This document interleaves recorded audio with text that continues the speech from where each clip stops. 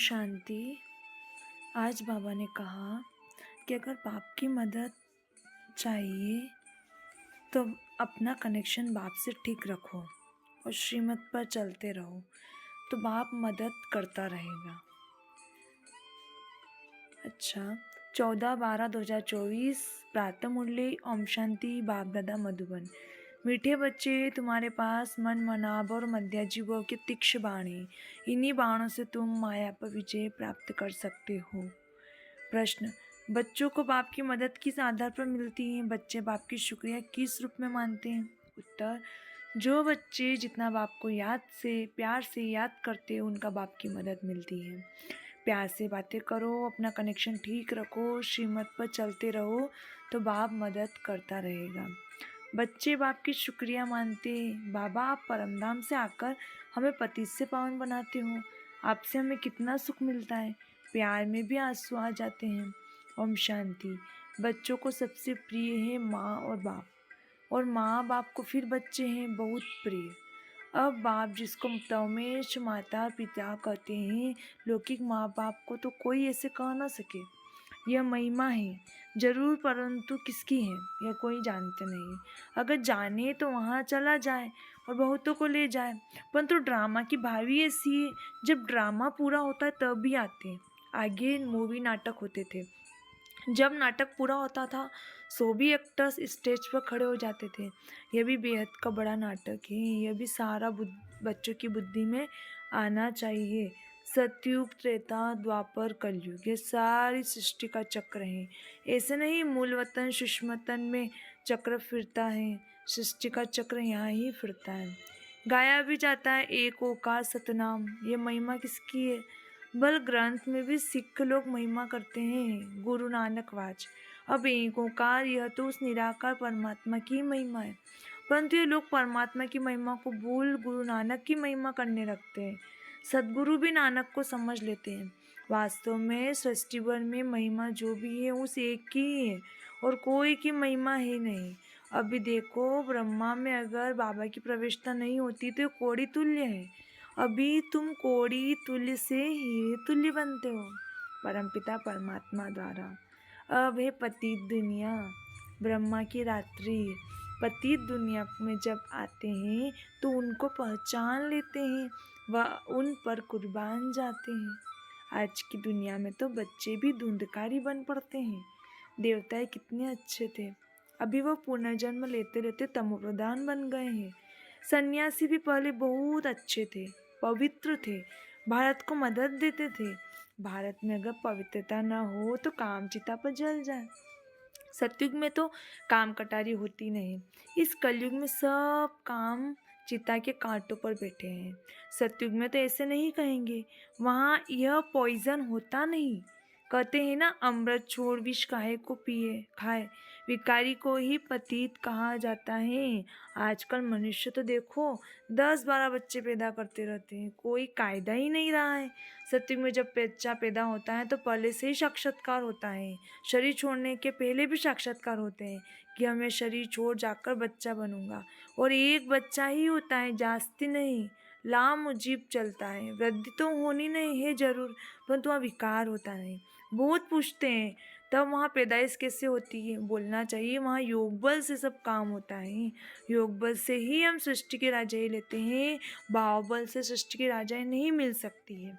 बाबा ने समझाया है, अगर क्रिश्चियन लोग आपस में मिल जाए तो सारी सृष्टि का राज्य ले सकते हैं, परंतु आपस में मिलेंगे नहीं, लो नहीं करता। इसलिए 2 बिल्ले आपस में लड़ते हैं तो माखन तुम बच्चों को मिल जाता है। श्री कृष्ण के मुख में माखन दिखाया है, ये सृष्टि रूपी माखन है। बेहद का बाबा कहते हैं ये योग बल की लड़ाई शास्त्रों में गाई हुई है, बाहुबल की नहीं। उन्होंने फिर हिंसक लड़ाई शास्त्र में दिखा दी है, उनसे अपना कोई संबंध नहीं। पांडवों कौरवों की लड़ाई है नहीं।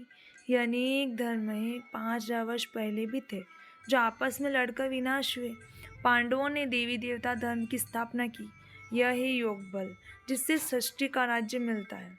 माया जी जगत जीत बनते हैं। सतयुग में माया रावण होता नहीं, वहाँ थोड़े ही रावण का भूत बनाकर जलाएंगे। भूत चित्र कैसे कैसे बनाते हैं, ऐसा कोई दैत्य व असुर होता नहीं। यह भी नहीं समझते 5 का स्त्री के 5 का पुरुष के। उनको मिलाकर 10 शीश वाला रावण बना देते हैं।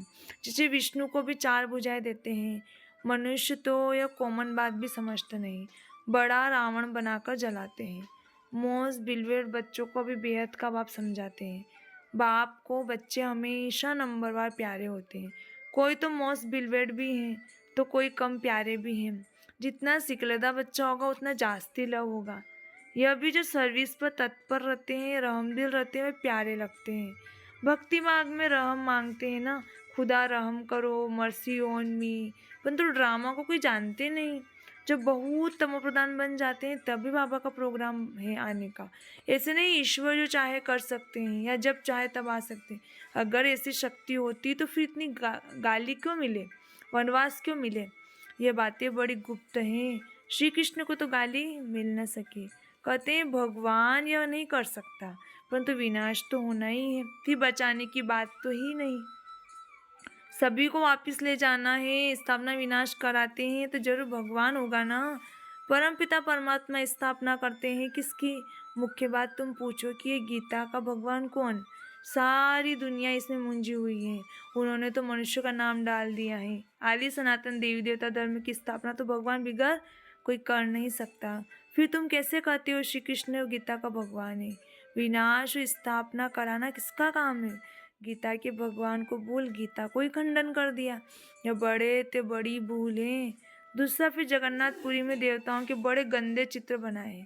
गवर्नमेंट की मना है गंदे चित्र रखने की, तो इस पर समझाना चाहिए। इन मंदिरों पर कोई की बुद्धि में बातें आती नहीं। ये बातें बाप ही बेर समझाते हैं। देखो बच्चे कितना प्रतिज्ञा पत्र भी लिखती है, खून से भी लिखती है।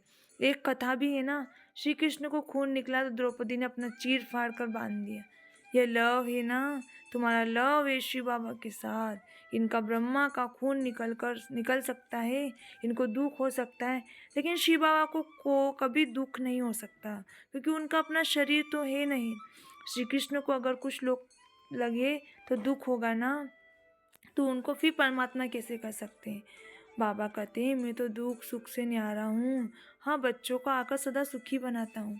सदा शिव गाया जाता है, सदा शिव सुख देने वाला कहते हैं। मेरे मीठे मीठे सिकलते बच्चे जो सपूत है, ज्ञान धारण कर पवित्र रहते हैं, सच्चे योगी हैं, ज्ञानी रहते हैं, वह मुझे प्यारे लगते हैं।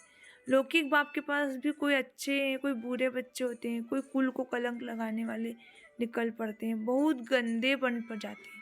यहाँ भी ऐसे हैं। आश्चर्यवंत तो बच्चा बनंती सुनंती कतंती और फारकंती देवंती, इसलिए भी ये निश्चय का पत्र लिखवाया जाता है। तो वो लिखत अब भी सामने दी जाएगी। ब्लड से भी लिख कर देते थे, ब्लड से लिखकर प्रतिज्ञा करते हैं। आजकल तो कसम भी उठवाते हैं, परंतु वह है झूठा कसम। ईश्वर को हाजी नाजी जानना था, यह भी ईश्वर है, मैं भी ईश्वर हूँ, कसम उठाता हूँ। बाबा कहते हैं अभी तुम प्रैक्टिकल में हाजी नाजी जानते हो। बाबा इन आँखों रूपी खिड़कियों से देखते हैं, यह पराया शरीर है, लोन पर लिया हुआ है, बाबा किराएदार है, मकान को काम में लाया जाता है ना। तो बाबा कहते हैं मैं ये तन काम में ले लाता हूँ। बाबा इन अखियों को से देखते हैं, हाजी नाजिर हैं, आत्मा जरूर आगन से ही काम लेगी ना। मैं आया हूँ तो जरूर सुनाऊंगा ना। ऑर्गन्स यूज़ करते हैं तो जरूर किराया भी देना होगा। तुम बच्चे इस समय नर्क को स्वर्ग बनाने वाले हो। तुम रोशनी देने वाले, जागृत करने वाले हो, और तो सब कुंभकर्ण की नींद में सोए पड़े हैं। तुम माताएं जगाती हो, स्वर्ग का मालिक बनाती हो। इसमें मेजोरिटी माताओं की है, इसलिए वंदे मातरम कहा जाता है। भीष्म पितामह आदि को भी तुमने ही बाण मारे हैं।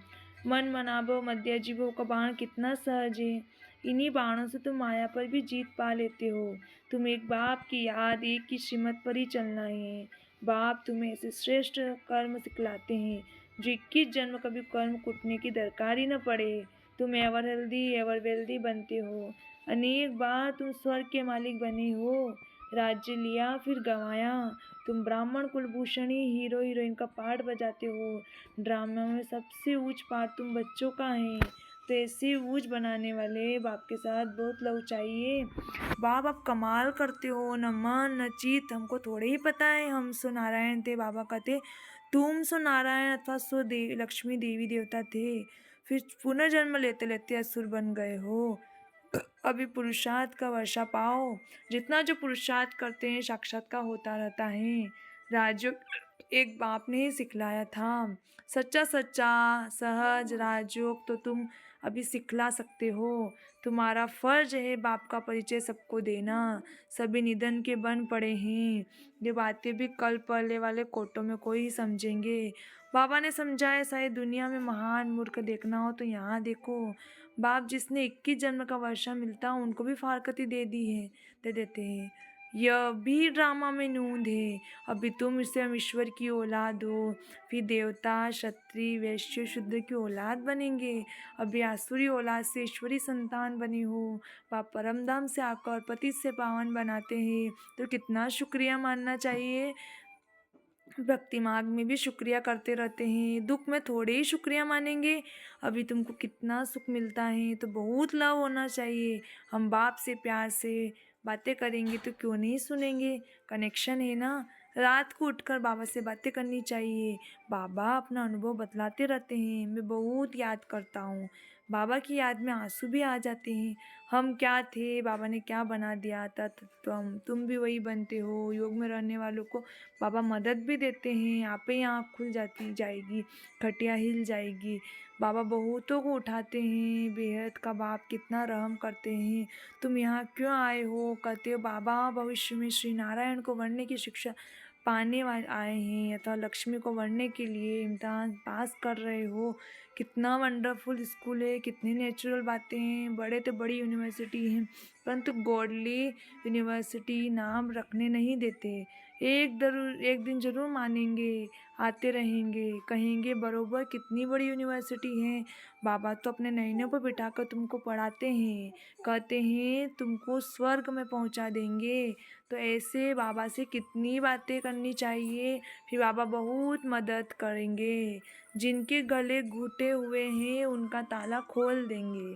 रात को याद करने से बहुत मज़ा आएगा। बाबा अपना अनुभव बतलाते हैं। मैं कैसी बातें करता हूँ अमृत वेले। बाप बच्चों को समझाते हैं खबरदार रहना, कुल को कलंकित नहीं करना, 5 का दान में दे फिर वापस नहीं लेना। अच्छा, मीठे मीठे सिकलते बच्चों प्रति माता पिता बाप दादा का याद प्यार। Good morning. रूहानी बाप की रूहानी बच्चों को नमस्ते। हम रूहानी बच्चों की रूहानी माता पिता बाप दादा को याद प्यार। गुड मॉर्निंग, नमस्ते नमस्ते नमस्ते। शुक्रिया बाबा, शुक्रिया।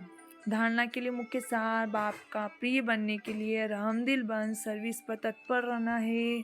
सपूत आज्ञाकारी बन सच्चा योगी व ज्ञानी बनना है। अमृत वेले उठ बाप से बहुत मीठी मीठी बातें करना है। बाप का शुक्रिया मानना है। बाप की मदद का अनुभव करने के लिए मोस्ट बिलवेड बाप को बड़े प्यार से याद करना है। वरदान, सदा उमंग में रह, मन से खुशी के गीत गाने वाले अविनाशी खुश नसीब भव। आप खुश नसीब बच्चे अविनाशी विधि से अविनाशी सिद्धियाँ प्राप्त करते हो। आपके मन से सदा वाह वाह की खुशी के गीत बजते रहते हैं। वाह बाबा, वाह तकदीर, वाह मीठा परिवार, वाह श्रेष्ठ संगम का सुहावना समय। हर कर्म वाह वाह है, इसलिए आप अविनाशी खुश नसीब हो। आपके मन में कभी वाई आई क्यों में नहीं आ सकता। वाह के बजाय वाह वाह और आई के बजाय बाबा बाबा शब्द ही आता है। स्लोगन, जो संकल्प करते हो उसे अविनाशी गवर्नमेंट की स्टैंप लगा दो तो अटल रहेंगे। जो संकल्प करते हो तो उस अविनाशी गवर्नमेंट की स्टैंप लगा दो तो अटल रहेंगे। ओम शांति, ओम शांति, ओम शांति।